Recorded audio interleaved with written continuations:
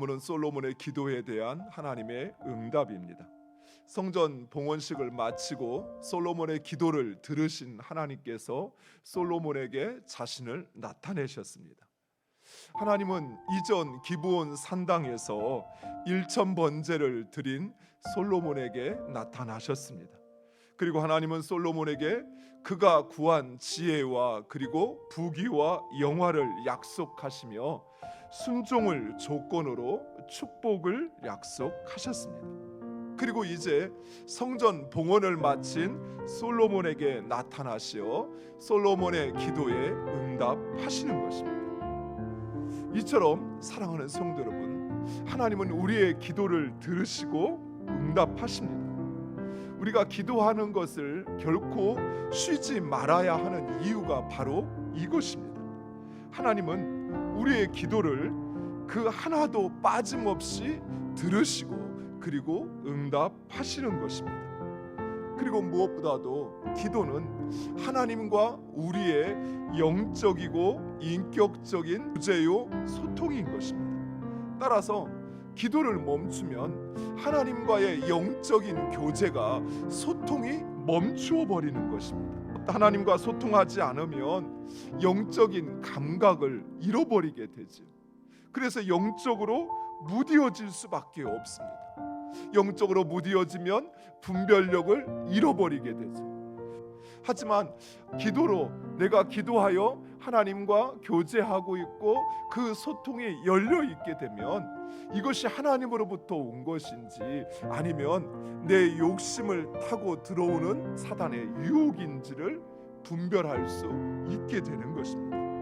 솔로몬이 40년을 이스라엘을 다스렸는데 바로 이 20년 동안 솔로몬은 하나님을 찾았고 그리고 하나님은 솔로몬을 만나 주셨고 그리고 솔로몬은 그 하나님의 뜻을 따라 행하였습니다. 그런데 그 이후 20년 동안 솔로몬은 하나님을 찾지 않았어요. 결국 솔로몬은 영적인 감각이 무뎌졌고 자신이 원하고 자신이 구하는 대로 자신의 마음의 욕망대로 행하여 멸망의 길을 걷게 되었다는 것입니다. 사랑하는 성도 여러분, 우리는 결코 기도하는 것을 멈추지 말아야 합니다. 기도는 하나님께서 우리에게 주신 특권이요 또한 축복입니다.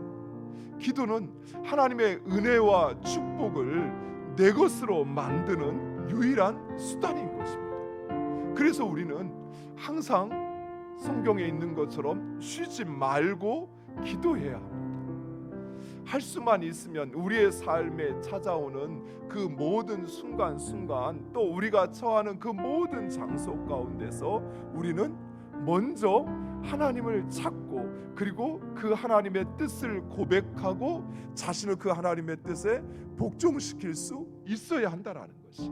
하나님은 겸손한 자의 기도를 들으시고 그의 기도에 은혜로 응답하시는 것입니다.